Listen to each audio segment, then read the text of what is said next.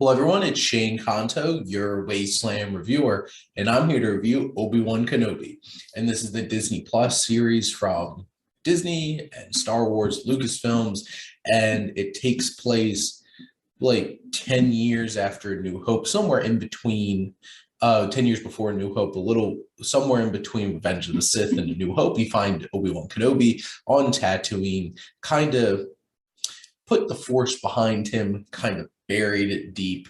But, he's keeping an eye on Luke and realizing like at some point he's going to have to be trained.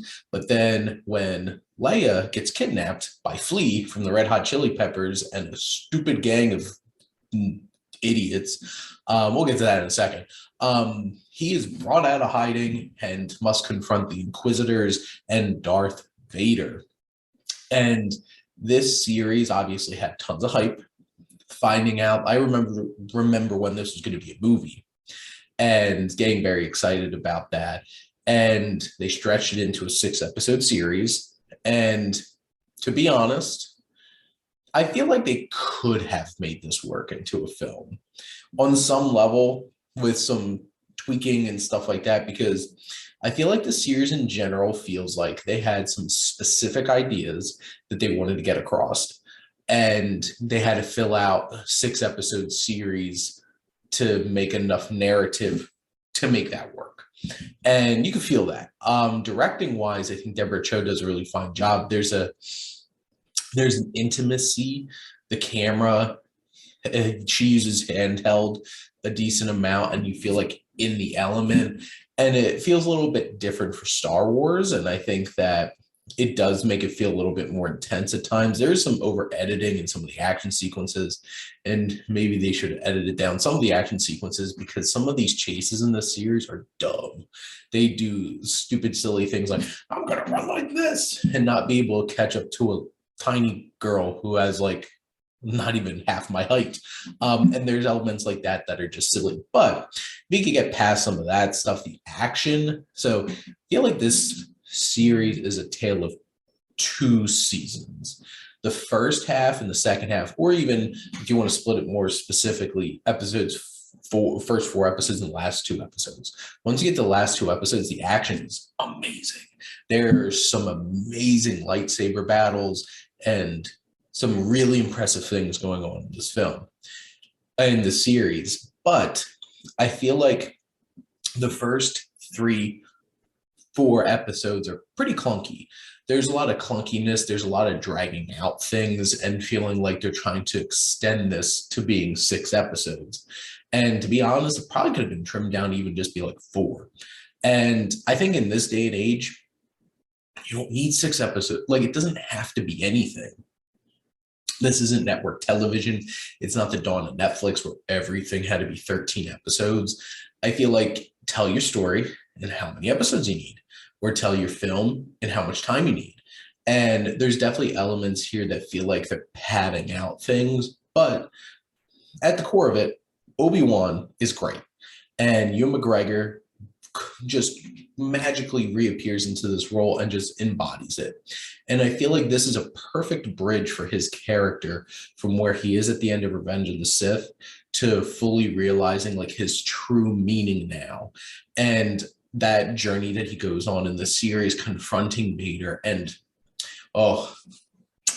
his confrontation with Vader, Anakin at the end of the series, from both the fighting aspect and their engagement through dialogue, really captures the whole entire spirit of the series, nails home exactly why this series was important, because I felt like this was the bridge that you didn't think that you needed between Revenge of the Sith and New Hope to find out how this Obi-Wan and this Vader become these two by A New Hope. And, you could just be like, well, time passed and, they grow. Well, we get to see that and the specific moment where that really transitions. And I feel like this series captures that so well. Hayden Christiansen, there's one very specific flashback in this that I think really, really works. And then it's like, why do you need him?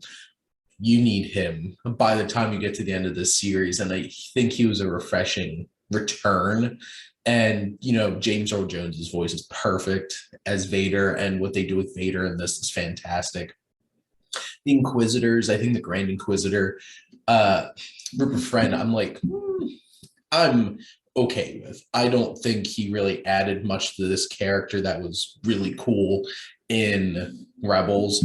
And Sung Kang as the fifth brother, think it's underutilized. I know a lot of people are very upset about Reva, the third sister. I think Moses Ingram does a fine job. And what turns out to be her arc is intriguing and interesting. And I appreciated that. And I think it was a fine addition here. And there's some moments with her and some of the other characters in terms of fighting that are really impressive. One in particular in the fifth episode. But I think the Inquisitors are fine. I think that the series could have been tightened up. And I wish that the first 4 episodes were as interesting as the last 2 episodes were. And you have some other characters get added in, like O'Shea Jackson Jr. I think his character of Roken is just an exposition dump a lot of the time. And I feel like he could have had more to him. But you kind of give a sense that you might see him again, like maybe in Andor or something like that. Indira Varma, who felt like could have been a love interest of Obi-Wan at one point in the series. I think besides like her introduction, which is a lot of exposition, I do think she's an interesting addition, and I appreciated her in the series. Kumail Nanjiani, I think his character is a fun addition here. I did appreciate him. And there's one like loader droid that can't speak that's like the coolest new character in the series. That's what's up. Adding in new droids that steal the show. But in general, I feel like thematically, I think this fits in wonderfully with the saga of Anakin Skywalker and Obi-Wan and everything. I do think this could have been tightened up a bit, but it's definitely worth it for those last 2 episodes and the narrative climax that we get in this series, even if you have to sit through some clunkiness, because there are things to really enjoy in the first 4 episodes. There's also something to roll your eyes at and like face palm a bit. But I enjoyed this. I think it was a really fun series and then a great series for the last couple episodes. So definitely worth your time. Go over to Disney Plus. But those are my thoughts on Obi-Wan Kenobi. Let me know what you think and let's talk some TV. Thank you as always for tuning in, supporting your Wasteland reviewer.